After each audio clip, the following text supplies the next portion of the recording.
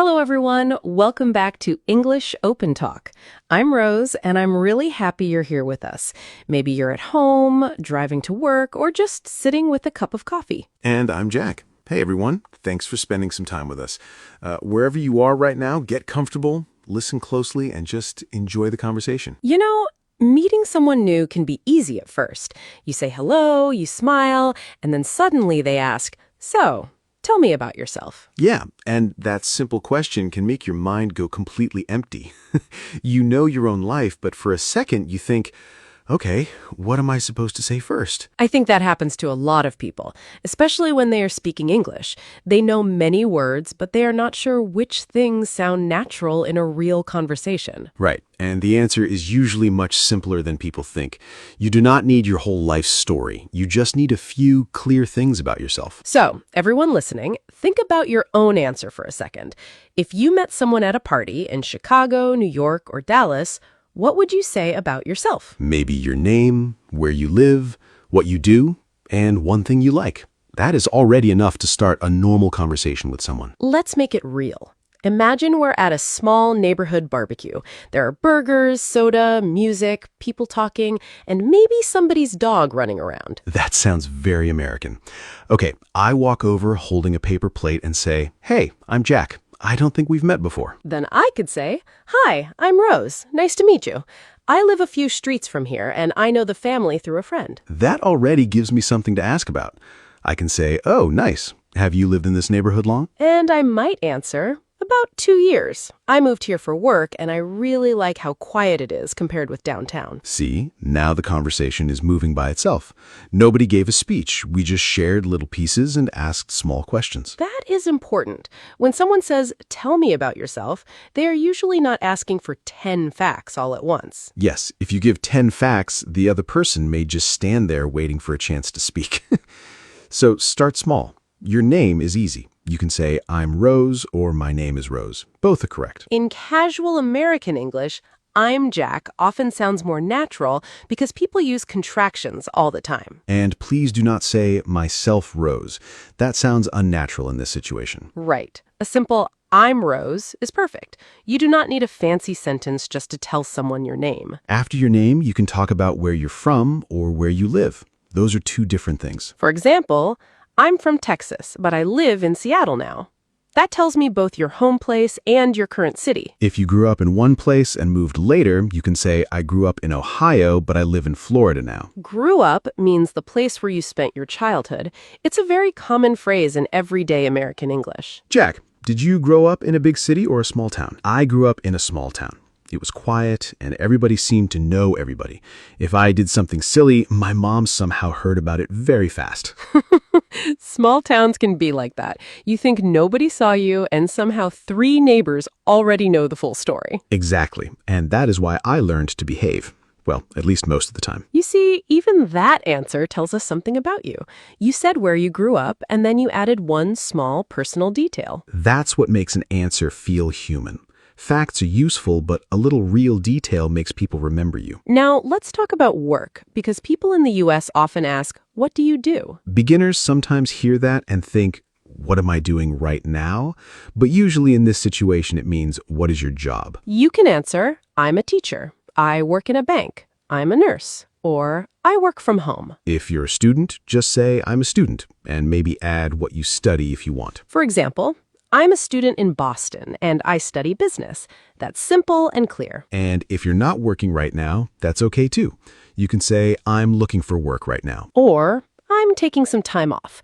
That means you're having a break from work for some time. You also don't need to give your exact job title if it's difficult. You can say, "I work with computers," or "I help customers." That's a great tip for beginners. Communication is more important than finding the perfect job word. Let's say I work in a big office, but I don't want to explain every detail. I can just say, "I work in finance." And then, if I'm interested, I can ask, "Oh, what kind of work do you do there?" Right. You give a little information, and the other person decides if they want to know more. Now, what if you're at a party and you don't want to talk much about work? Then talk about something else. Your job is only one part of you. You can move to hobbies, family, pets, or weekend life. For example, I work in an office, but outside work, I love cooking and going for long walks. That sounds much warmer. It also gives me two easy things to ask about. I might ask, what do you like to cook? Or where do you usually walk? And now it feels like a real conversation, not a job interview. Hobbies are one of the easiest ways to talk about yourself because you can use very simple sentences. I like cooking.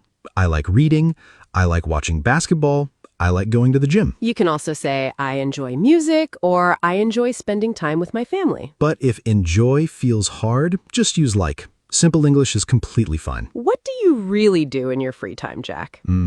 I watch sports, I cook simple food, and I meet friends when everybody can finally agree on a time.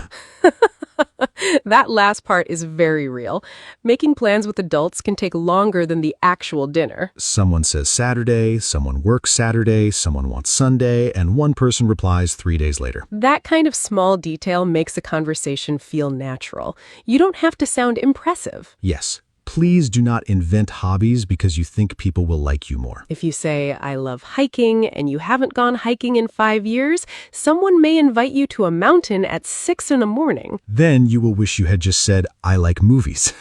Be honest. Normal life is interesting enough when you talk about it naturally. I agree. My Tuesday night was laundry and I still survived. That's not exactly a movie story, but it's real life. And if someone asks what I did, I can say, nothing special. I did laundry, made dinner, and watched a game. Nothing special is a useful phrase. It means nothing unusual or exciting happened. People say it all the time. How was your weekend? Pretty good. Nothing special. Now let's talk about personality.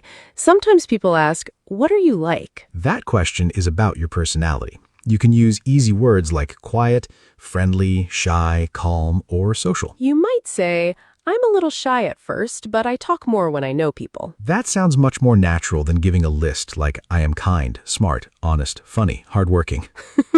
Yes, that starts to sound like you're writing an ad for yourself. Pick one or two real things. Maybe I'm pretty quiet or I'm very social. Another useful word is easygoing. It means relaxed and not easily upset by small things. Would you call yourself easygoing, Rose? Most of the time, yes. I like calm places, and I don't enjoy making small problems bigger than they are. That was a safe answer. I was waiting for you to say, I'm always calm, and then I was going to remind you about traffic. Okay, traffic doesn't bring out my best side. See, now we learned something very real about you. If a beginner doesn't know the word easygoing, they can just say, I'm a calm person. Always choose the easier sentence if that helps you keep talking. So far, we have name, place, work or study, hobbies, and personality. But remember, you do not need all of them every time. The place and situation decide what sounds natural. Let's talk about an English class.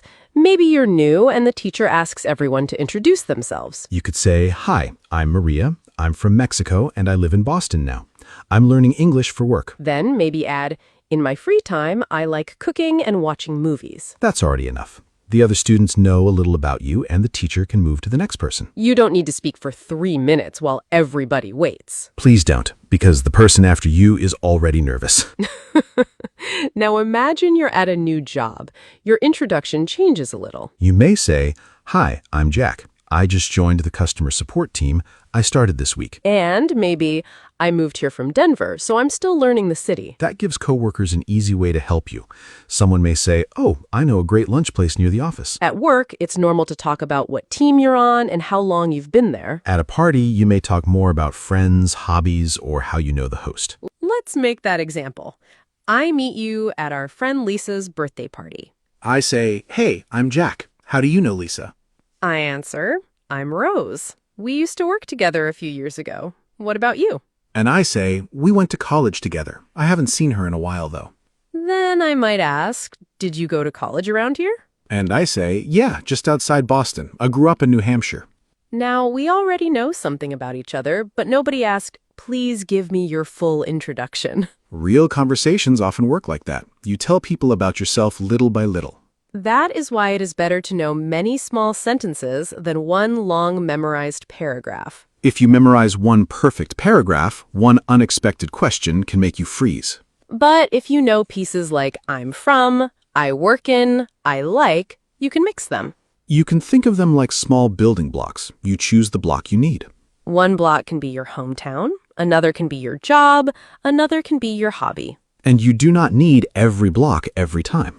Let's talk about family. Should people mention family when they introduce themselves? They can, but they do not have to. It depends on the situation and what they feel comfortable sharing. You might say, I'm married and I have 2 kids, or I live with my sister.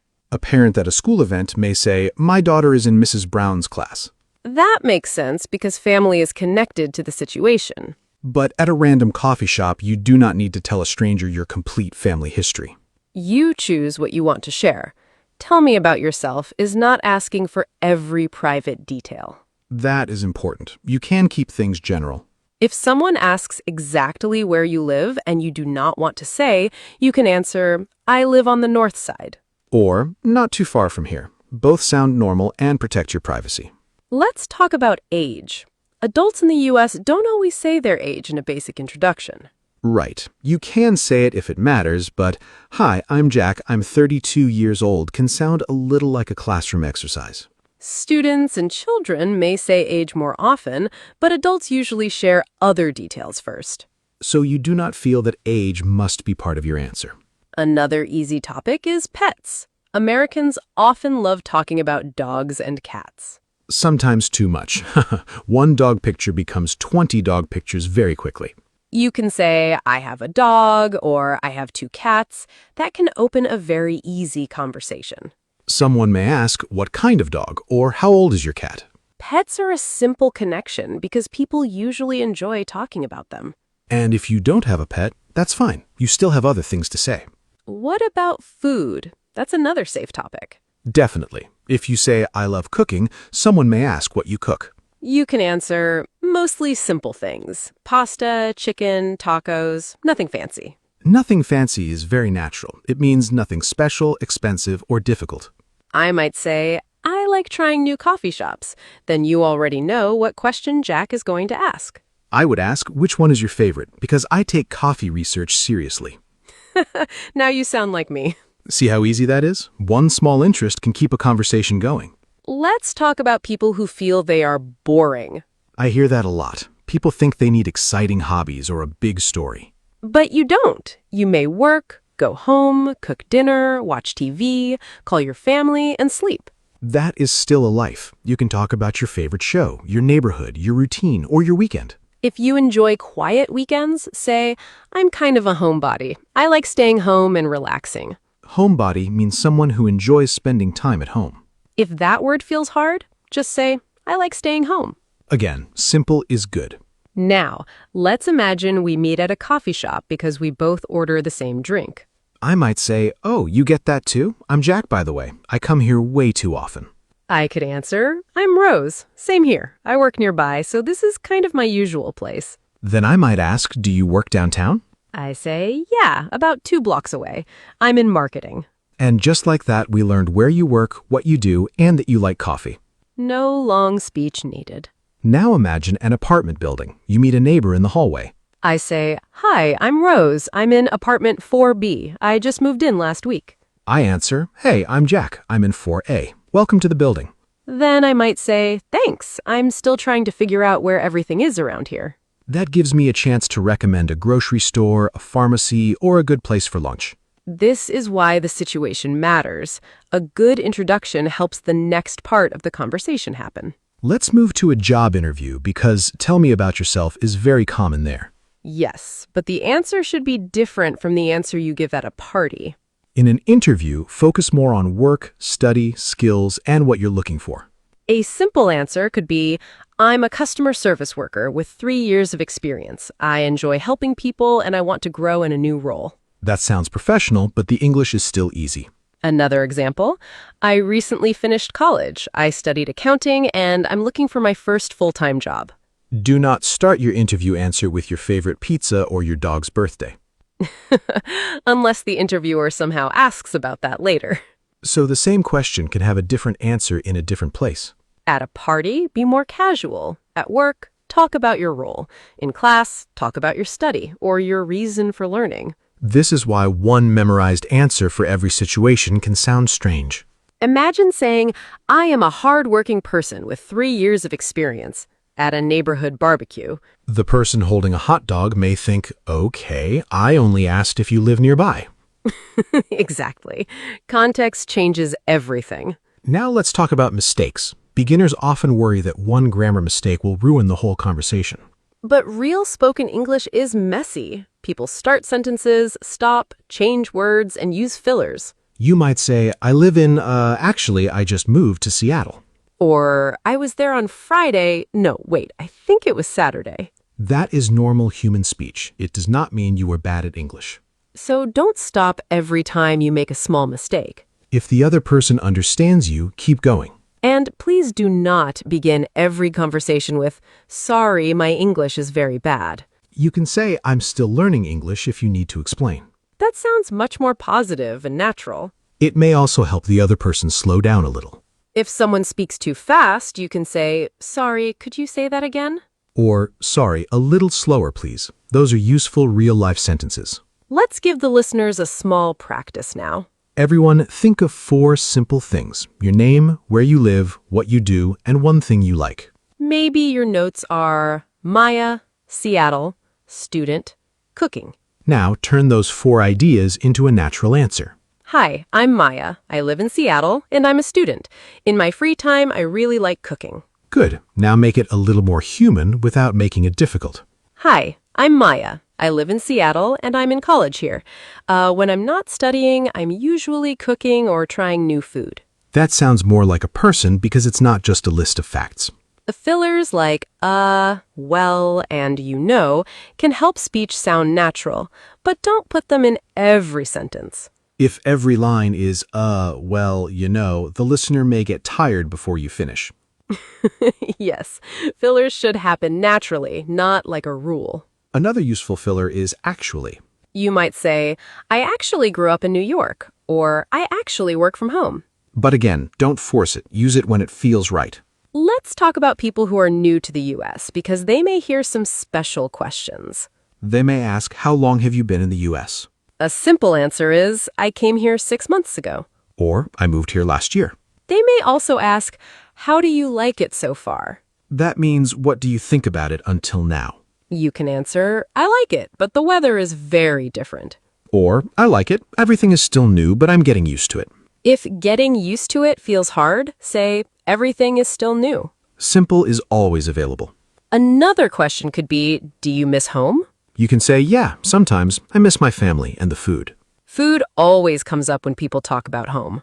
Of course, food remembers us even when we try to be serious. Now, imagine you're meeting another parent at your child's school. Your introduction may sound like, hi, I'm Jack. Noah is my son. He's in Mrs. Brown's class. I might say, "Oh, I'm Rose. My daughter Emma is in that class too." Then we can talk about the teachers, school events, or soccer practice.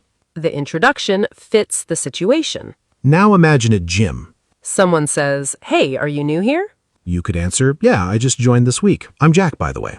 Then maybe, "I usually come after work, but this is my first morning here." You can also say, I'm trying to get back into working out. That means you exercised before, stopped, and now you're starting again. That phrase sounds very real in January. Yes, gyms are full in January, and February can look a little quieter. Let's not judge anybody. Maybe they found another hobby. Fair enough. Maybe they found another hobby, and that is completely fine too. Now, a dating situation. The question, tell me about yourself, can happen there too. On a date, you can be personal and relaxed. Maybe, "I work downtown. I moved here 2 years ago, and I'm pretty close with my family." Then add something easy like, on weekends, I'm usually outside somewhere or trying a new restaurant. That gives the other person many easy ways to continue. It also sounds much better than reading a resume. Another casual phrase is, "I'm a big movie person." That means you really like movies. You can also say, "I'm a big football fan." In the US, football usually means American football, so say soccer if that is what you mean. That is a small American English detail that can help. People may also say, I'm really into baseball, or I'm a huge Lakers fan. Sports teams, cities, college, neighborhood, pets, and weekend plans are all common American small talk topics. That does not mean every American talks about all of them. It just means you will hear these topics often. Let's do a full, short conversation at a friend's house. I'll start. Hey, I'm Jack. Nice to meet you. Hi, I'm Rose. Nice to meet you too. How do you know Mike? We work together. We've been on the same team for about a year. What about you? Mike and I were neighbors a few years ago. We stayed friends after I moved. Oh, nice. Do you still live around here? Yeah, not too far. I'm about 15 minutes away. I like this part of town. Same. I moved here last year and I'm still finding good places to eat. There are some good coffee shops around here. I'm at one of them almost every weekend. Okay, now I need your list because I'm always looking for good coffee. See how much we learned without a big introduction? We learned how we know Mike, where we live, when I moved, and that you have a coffee habit. It is not a habit, it is a lifestyle. That is exactly the kind of small personal detail people remember.